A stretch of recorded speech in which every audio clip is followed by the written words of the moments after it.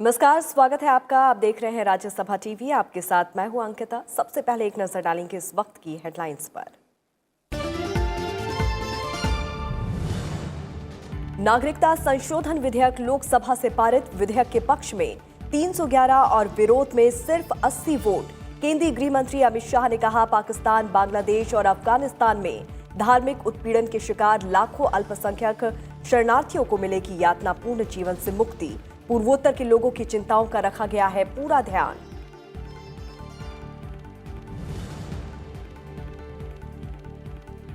लोकसभा में नागरिकता संशोधन बिल का समर्थन करने वाले सांसदों और दलों का प्रधानमंत्री नरेंद्र मोदी ने जताया आभार। कहा, समावेश करने की भारत की सदियों पुरानी प्रकृति के अनुरूप है विधेयक।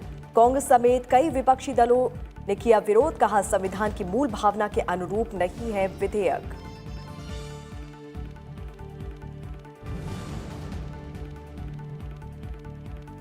लोकसभा से पारित आर्म्स एक्ट में संशोधन करने वाला बिल आज राज्यसभा के एजेंडे में शामिल। जल संकट को लेकर ध्यान आकर्षण आज आरसीईपी में भारत की स्थिति पर केंद्रीय वाणिज्य और उद्योग मंत्री पीयूष गोयल देंगे बयान। उच्च सदन की मंजूरी के बाद पोत रिसाइकलिंग बिल पर संसद की मुहर।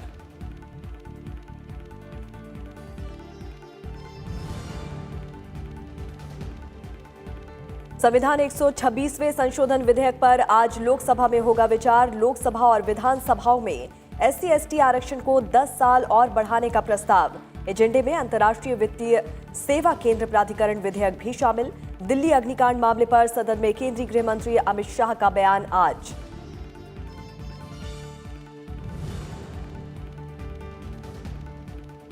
उपराष्ट्रपति एम वेंकैया नायडू का शैक्षणिक संस्थानों में जेंडर स्टडीज को शामिल किए जाने पर जोर। कहा, बचपन से ही छात्रों को महिलाओं सहित सभी लोगों के प्रति संवेदनशील बनाने में मिलेगी मदद।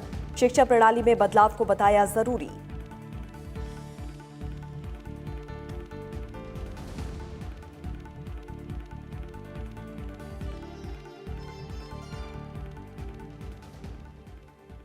नागरिकता संशोधन विधेयक को लोकसभा की मंजूरी मिल गई है। इस विधेयक में अफगानिस्तान, बांग्लादेश और पाकिस्तान से धार्मिक प्रताड़ना के कारण भारत आए हिंदू, सिख, बौद्ध, जैन, पारसी और ईसाई समुदाय के लोगों को भारतीय नागरिकता देने का प्रावधान है।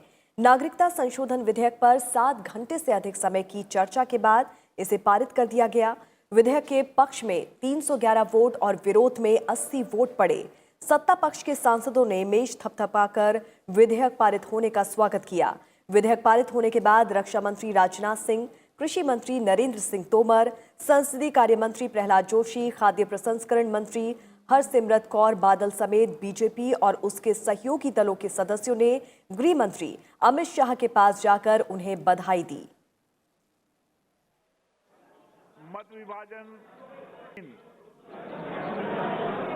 मत विभाजन का निर्णय हाँ 311, 311, 311, ना 80, 80, निर्णय हाँ वालों के पक्ष हुआ। प्रस्ताव सभा द्वारा स्वीकृत हुआ। विधेयक पारित हुआ। निचले सदन में विधेयक चर्चा का जवाब देते हुए केंद्रीय गृह मंत्री अमित शाह ने कहा कि ये विधेयक लाखों करोड़ों शरणार्थियों के यातनापूर्ण नरक जैसे जीवन से मुक्ति दिलाने का साधन बनने जा रहा है। ये लोग भारत के प्रति श्रद्धा रखते हुए हमारे देश में आए और उन्हें नागरिकता मिलेगी। उन्होंने कहा कि ये विधेयक कहीं से भी असंवैधानिक नहीं है और संविधान के अनुच्छेद 14 का उल्लंघन नहीं करता। मान्यवर, मैं आज इस सदन के माध्यम से ये बिल जिसके लिए लाया गया है वो तीनों देशों से, पूरब और पश्चिम देश के दोनों हिस्सों में, राजस्थान में, गुजरात में, पंजाब में, दिल्ली तक, यहाँ बंगाल में, असम में, नॉर्थ ईस्ट में, हरियाणा में भी है। ये सारी जगहों पर जो शरणार्थी नागरिक बनने जा रहे हैं वो सबको कहना चाहता हूं कि एक अपप्रचार हो रहा है कि आप राशन कार्ड निकाल दो वरना आप विदेशी हो जाओगे। आप एक निकाल दो वरना विदेश, लाइनों की लाइनों लगा दी। किसी को डरने की जरूरत नहीं है। राशन कार्ड हो न हो, आपको ये विधेयक शक्ति देगा। आप नागरिक बन सकते हो, किसी को डर नहीं। गृह मंत्री अमित शाह ने कहा कि देश में एनआरसी आकर रहेगा। उन्होंने एक बार फिर कहा कि किसी भी रोहिंग्या को कभी स्वीकार नहीं किया जाएगा। अमित शाह ने कहा कि नरेंद्र मोदी के प्रधानमंत्री रहते हुए देश में किसी धर्म के लोगों को डरने की जरूरत नहीं है। ये सरकार सभी को सम्मान और सुरक्षा देने के लिए प्रतिबद्ध है। जब तक मोदी प्रधानमंत्री हैं, संविधान की सरकार का धर्म है। इस देश में इतने सारे मुसलमान हैं, कोई भेदभाव नहीं होता है, सब जी रहे हैं। और यहाँ चित्र ऐसा बनाया जा रहा है कि इस देश के मुसलमानों के साथ अन्याय हो रहा है, ऐसा नहीं है मान्य। वहां पर जो वहां की स्थिति है उसमें मुस्लिम कम्युनिटी, मुस्लिम धर्म के अनुयायी वहां माइनॉरिटी नहीं है, इसलिए उनको नहीं स्वीकार करे, उनके साथ अन्याय नहीं कर रहे। अगर वो माइनॉरिटी होते तो उनको भी स्वीकार कर लेते। और रोहिंग्या का कहते हैं, रोहिंग्या के लोग वाया बांग्लादेश आते हैं, ब्रह्मदेश के लोग वाया बांग्लादेश आते हैं, और ब्रह्मदेश सेक्युलर कंट्री है, फिर भी वाया बांग्लादेश आते हैं। रोहिंग्या को कभी भी स्वीकार नहीं किया जाएगा। मैं आज फिर से आपके माध्यम से इतना ही विनंती करना चाहता हूं कि एनआरसी और इसको जोड़ने की जरूरत नहीं है। एनआरसी करेंगे तब स्पष्टता के साथ इसी प्रकार से इसी सदन में एक भी शब्द छोड़े बगैर मैं सबको इसकी भी जानकारी दूंगा। इसमें मुझे कोई तकलीफ नहीं है, मगर मानकर चलिए एनआरसी आने वाला है, एनआरसी बस। केंद्रीय गृह मंत्री अमित शाह ने पूर्वोत्तर के लोगों की आशंका को खारिज करते हुए कहा कि विधेयक में इन इलाकों के लोगों की चिंताओं का पूरा ध्यान रखा गया है।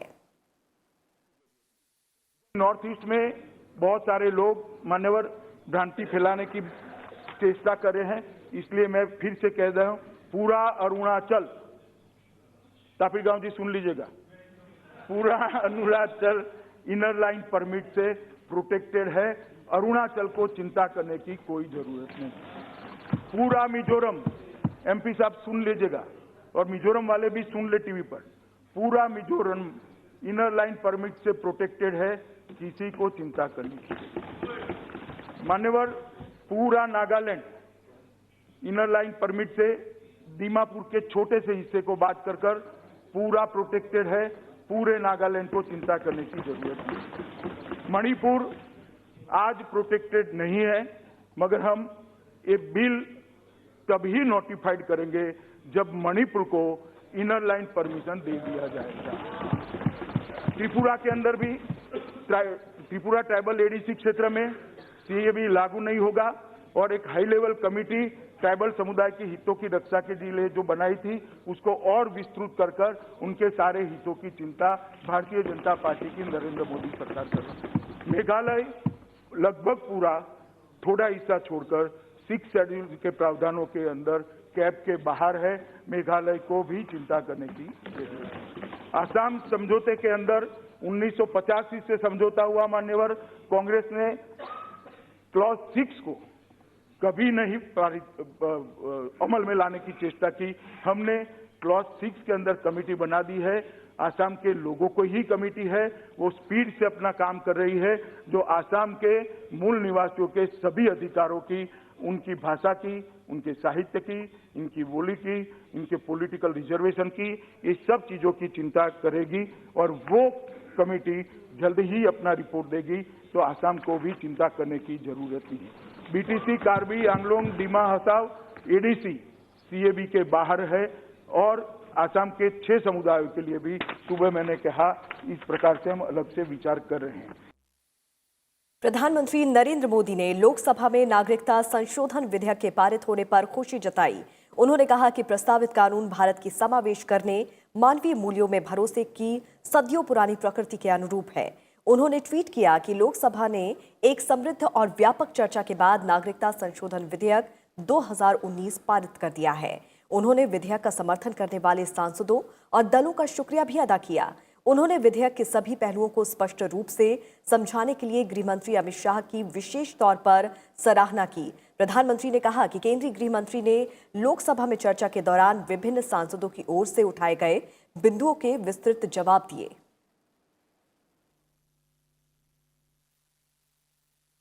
लोकसभा से नागरिकता संशोधन विधेयक पारित होने के बाद केंद्रीय गृह मंत्री अमित शाह ने कहा कि ये विधेयक पाकिस्तान, बांग्लादेश और अफगानिस्तान के प्रताड़ित अल्पसंख्यकों को सम्मान प्रदान करेगा। उन्होंने कई ट्वीट कर विधेयक को वास्तविकता प्रदान करने के लिए प्रधानमंत्री नरेंद्र मोदी के प्रति आभार भी जताया। अमित शाह ने कहा कि ये विधेयक प्रताड़ना का सामना करने वालों को अपना जीवन फिर से संवारने का अवसर देगा। उन्होंने विधेयक का समर्थन करने वाले सभी सांसदों का भी शुक्रिया अदा किया।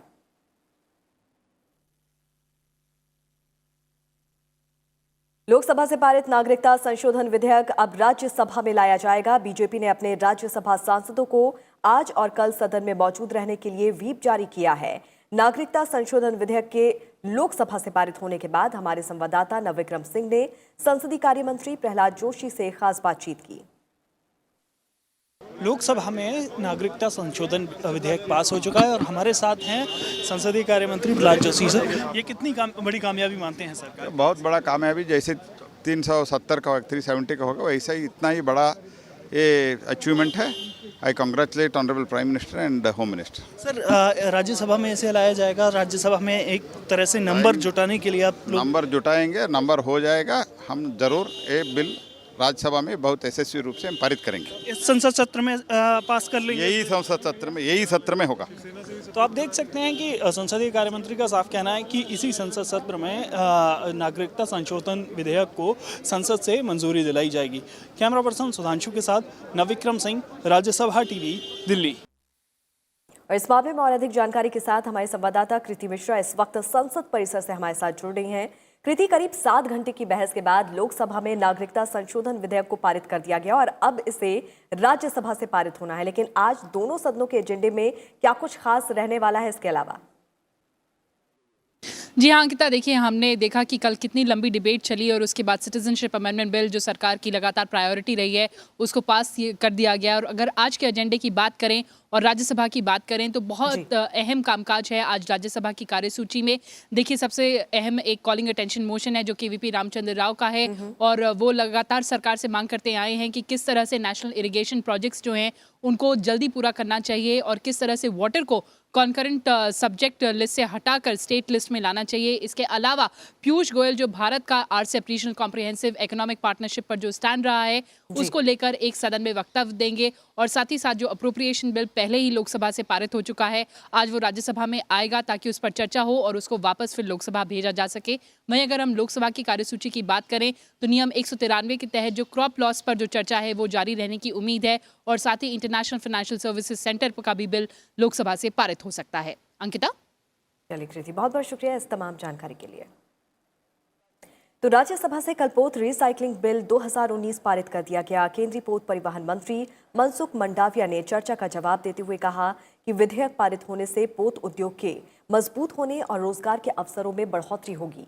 ये विधेयक जहाजों के निर्माण में इस्तेमाल होने वाले खतरनाक पदार्थों के प्रयोग पर पाबंदी का प्रावधान करता है, भले ही वो जहाज रिसाइकिल करने के लिहाज से बनाया गया हो या नहीं। नए जहाजों के लिए ये नियम तभी से लागू माना जाएगा जब ये विधेयक कानूनी रूप लेगा, जबकि पुराने जहाजों को 5 वर्ष का समय दिया जाएगा ताकि वो इन पदार्थों का प्रयोग बंद कर सके। खतरनाक पदार्थों के प्रयोग संबंधी ये पाबंदी नौसैनिक युद्धपोतों और सरकार द्वारा संचालित गैर वाणिज्यिक जहाजों पर नहीं लागू होगा। विधेयक को लोकसभा की पहले ही मंजूरी मिल चुकी है। उसमें हैजार्डस मटेरियल दो टाइप का होता है, एक प्रोहिबिटेड होता है और एक रेगुलेटेड होता है। तो प्रोहिबिटेड तो उसमें डालना ही नहीं है, रखना ही नहीं है। जो रेगुलेटेड है, ऐसे हैजार्डस वेस्ट जब शिप में उपयोग करने के लिए रखे तो उसकी तब से ही उसको इन्वेंट्री बनानी है। इन्वेंट्री बनाने के बाद ही उसको ये शिप को समुद्र में जाना है, तब ही उसको परमिशन मिलेगी। ये इन्वेंट्री हर 5 साल में उसको रिन्यू कराना है, उसको चेक करवाना है कॉम्पिटेंट अथॉरिटी के पास जाके, या तो जिस कंट्री का फ्लैगशिप है उसकी कॉम्पिटेंट अथॉरिटी है उसके पास जाके उसको इन्वेंट्री को फिर से रिन्यू कराना है। आर्म्स एक्ट में संशोधन से जुड़ा विधेयक आज राज्यसभा के एजेंडे में शामिल है। केंद्रीय गृह मंत्री अमित शाह विधेयक पर विचार और पारित करने का प्रस्ताव करेंगे। इससे पहले कल लोकसभा ने आयुध संशोधन विधेयक 2019 को मंजूरी दे दी। विधेयक का मकसद अवैध हथियारों के कारोबार और इसके इस्तेमाल पर रोकथाम करना है। विधेयक पर चर्चा के दौरान लगभग सभी दलों ने विधेयक का समर्थन किया। विधेयक पर चर्चा का जवाब देते हुए गृह मंत्री अमित शाह ने कहा कि पुराने कानून में कई विसंगतियां थी और इस विधेयक के जरिए उनको दूर किया जा रहा है। पहले के कानून में अवैध हथियार रखने और बनाने वालों दोनों के लिए समान सजा का प्रावधान था। नए कानून में गैर कानूनी हथियारों को बेचने और तस्करी करने वालों को आजीवन कारावास का प्रावधान किया गया है। इसके अलावा विधेयक के मुताबिक त्योहारों, शादी विवाह के मौकों पर हर्ष फायरिंग करने वालों को जेल जाना होगा। तो मैं मानता हूं कुल मिलाकर हथियारों की अवैध तस्करी, स्वचालित हथियार जो पहले कट्टा भी मिले या AK-47 राइफल मिले एक समान सजा थी। अब तस्करी का धारा लगेगा तो AK-47 मिलेगी तो आजीवन कैद हो जाएगी। ढेर सारे समयानुकूल बदलाव लेकर मैं आया हूं और मैं मानता हूं कि ये बिल ऐसा है जिसको पॉलिटिकल पक्षापक्षी से ऊपर उठकर देश भर के कानून और व्यवस्था को ठीक करने के लिए ये बिल है। संविधान 126वां संशोधन विधेयक आज लोकसभा के एजेंडे में शामिल है। कानून मंत्री रविशंकर प्रसाद विधेयक पर विचार और पारित करने का प्रस्ताव करेंगे। उन्होंने कल इसे सदन में पेश किया था। विधेयक में लोकसभा और राज्यसभा विधानसभाओं में अनुसूचित जाति और अनुसूचित जनजातियों के लिए आरक्षण की सीमा 10 वर्ष और बढ़ाने का प्रावधान है। लोकसभा और राज्य विधानसभाओं में इन श्रेणियों के लिए आरक्षण 25 जनवरी 2020 को समाप्त होने वाला है, जिसे 25 जनवरी 2030 तक बढ़ाने का प्रस्ताव किया गया है। विधेयक में एंग्लो इंडियन आंग्ल भारतीय समुदाय के लिए ये व्यवस्था खत्म करने का भी प्रावधान है। टीएमसी के स्वागत राय ने इस प्रावधान को लेकर विधेयक पेश किए जाने का विरोध किया, जिसे ध्वनि मत से खारिज कर दिया गया। आज एक कम्युनिटी को रिप्रेजेंटेशन आप रातों रात एबॉलिश कर देंगे, ये सही नहीं होगा, ये जायज नहीं होगा, फेयर नहीं होगा। जहां तक एंग्लो इंडियन का सवाल है सर, इसलिए हम लेकर के आए हैं कि हमारी सरकार अनुसूचित जाति, अनुसूचित जनजाति को यह अधिकार मिलना चाहिए पॉलिटिकल रिप्रेजेंटेशन का। वो नॉमिनेशन नहीं है, वो रिप्रेजेंटेशन है, इस बात को समझना चाहिए। तो हमारी सरकार प्रतिबद्ध है, इसके लिए हम लाए हैं। अब वो इसका विरोध कर रहे हैं, उनके ऊपर है, लेकिन ये सब मेरिट का विषय है सर। जहां तक एंग्लो इंडियन का सवाल है सर, वो मैं विस्तार से उत्तर में बताऊंगा। 2011 के सेंसस के मुताबिक देश में सिर्फ 296 एंग्लो इंडियन है, सिर्फ 296। तो सर, लेकिन हम इस सदन को बताना चाहेंगे सर, इस सदन को बताना चाहेंगे कि हमने इस पर विचार बंद नहीं किया, यह स्पष्ट कहना चाहते हैं। तो इसलिए ये पूरी चिंता जो की जा रही है, ये अपने आप में उचित नहीं है। और दिल्ली की रानी झांसी रोड पर इमारत में आग लगने के मामले पर केंद्रीय गृह मंत्री अमित शाह आज लोकसभा में बयान देंगे। शून्यकाल के दौरान सोमवार को ये मुद्दा लोकसभा में उठा। सदस्यों ने इस आगजनी पर गहरी चिंता और अफसोस जाहिर किया। साथ ही इस दिशा में कोई ठोस कदम उठाने की मांग की गई। संसदीय कार्य राज्य मंत्री अर्जुन राम मेघवाल ने कहा कि इस मुद्दे पर गृह मंत्री अमित शाह मंगलवार को सदन में जवाब देंगे।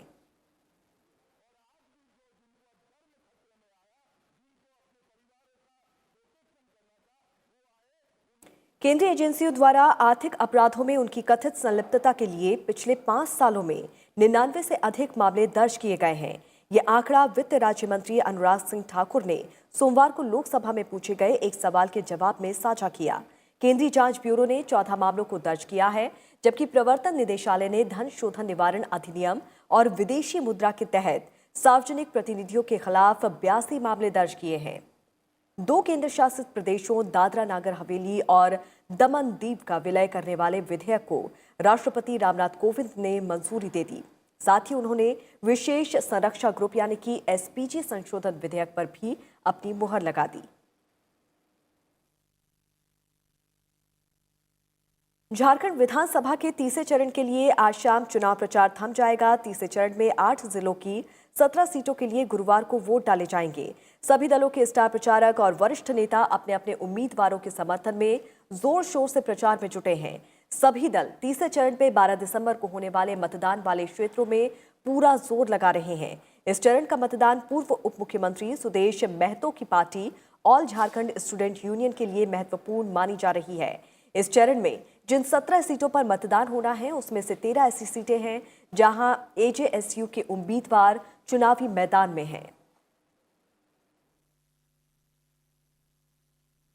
एनजीटी ने केंद्रीय प्रदूषण नियंत्रण बोर्ड को यह सुनिश्चित करने का निर्देश दिया है कि देश भर में 50 माइक्रोन से पतली प्लास्टिक थैलियों का विनिर्माण, भंडारण, बिक्री और इस्तेमाल नहीं किया जाए।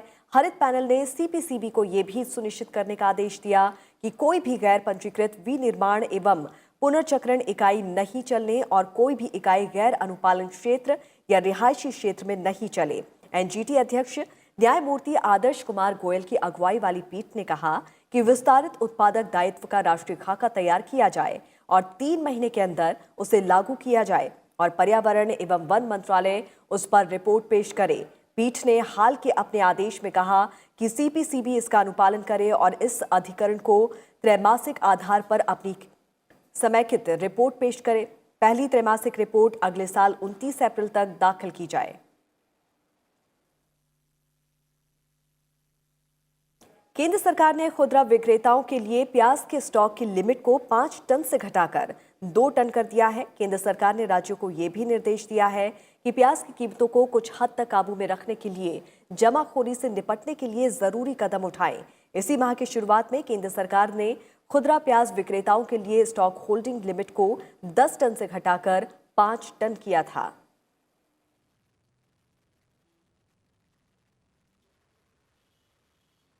उपराष्ट्रपति एम वेंकैया नायडू का शैक्षणिक संस्थानों में जेंडर स्टडीज को शामिल किए जाने पर जोर दिया गया है। उपराष्ट्रपति ने गुणवत्तापूर्वक शिक्षा प्रणाली बनाकर जवाबदेही सुनिश्चित करने की बात कही है।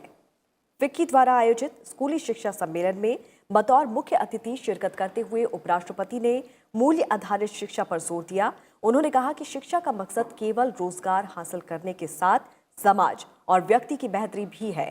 उपराष्ट्रपति ने कहा कि बच्चों को स्कूल तक लाना सभी की प्राथमिकता होनी चाहिए।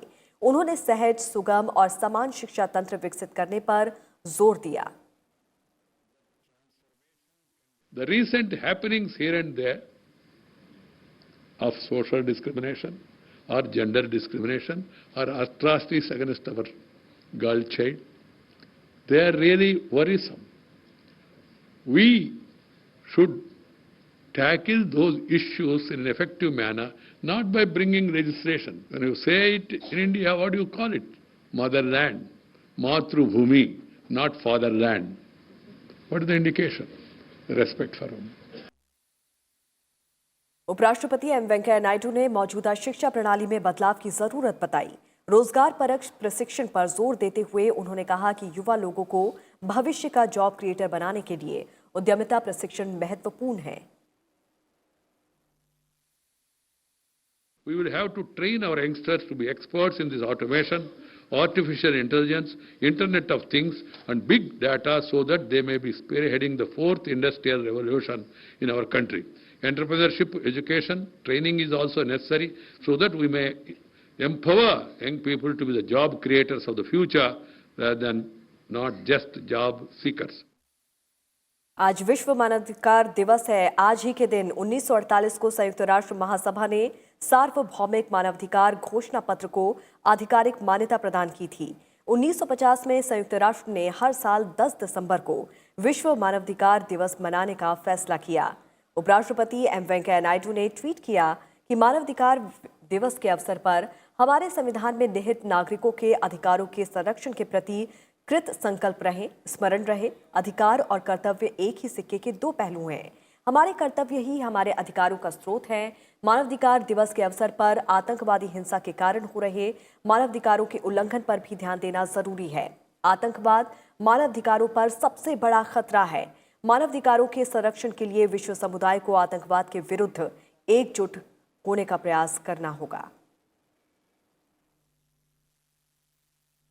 केंद्रीय पर्यावरण मंत्री प्रकाश जावड़ेकर ने मैड्रिड में कहा कि ऊर्जा की बढ़ती जरूरतों को पूरा करने के लिए जीवाश्म ईंधन पर निर्भरता घटाने के क्रम में और देशों को अंतर्राष्ट्रीय सौर गठबंधन में शामिल होना चाहिए। जलवायु परिवर्तन पर संयुक्त राष्ट्र रूपरेखा सम्मेलन के तहत कॉन्फ्रेंस ऑफ पार्टीज के 25वें सत्र से अलग मंत्री स्तरीय सत्र में उन्होंने कहा कि सौर ऊर्जा को बड़े पैमाने पर इस्तेमाल करने के लिए इस गठबंधन को तेज करना होगा। पेरिस में 4 साल पहले जब प्रधानमंत्री नरेंद्र मोदी और फ्रांस के तत्कालीन राष्ट्रपति फ्रांसवा ओलांद ने अंतर्राष्ट्रीय सौर गठबंधन शुरू किया था, वो एक नई शुरुआत थी।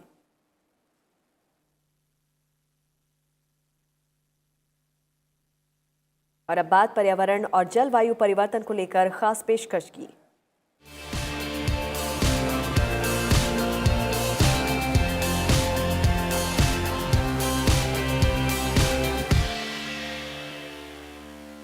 जलवायु परिवर्तन और प्रदूषण के कारण समुद्र में कम होती ऑक्सीजन की मात्रा से मछली और समुद्री जीवों पर गंभीर खतरा है। International union for conservation of nature के अध्ययन में ये बात सामने आई है। रिपोर्ट के मुताबिक दुनिया में 700 स्थानों की पहचान की गई है जहां पर ऑक्सीजन की कम मात्रा है, जबकि 1960 में ऐसे मात्र 45 स्थान थे। IUCN के मुताबिक समुद्र में ऑक्सीजन कम होने की यही गति रही तो वर्ष 2100 में वैश्विक स्तर पर समुद्र में घुली ऑक्सीजन की मात्रा में 3 से 4% से कमी दर्ज की जाएगी। अधिकतर ऑक्सीजन की कमी समुद्र की सतह से 1000 मीटर की गहराई तक आएगी, जो कि समुद्री जैव विविधता के लिहाज से सबसे ज्यादा संपन्न है।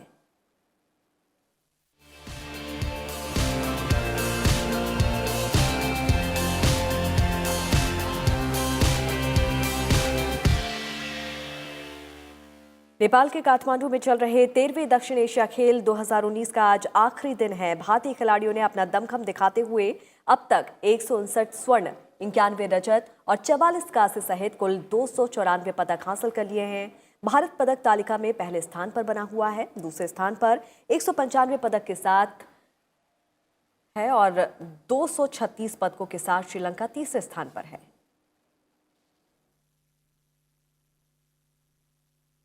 और इसी के साथ इस बुलेटिन में फिलहाल इतना ही। और अब बात करते हैं देश भर में मौसम का क्या हाल है, वो भी देख लेते हैं।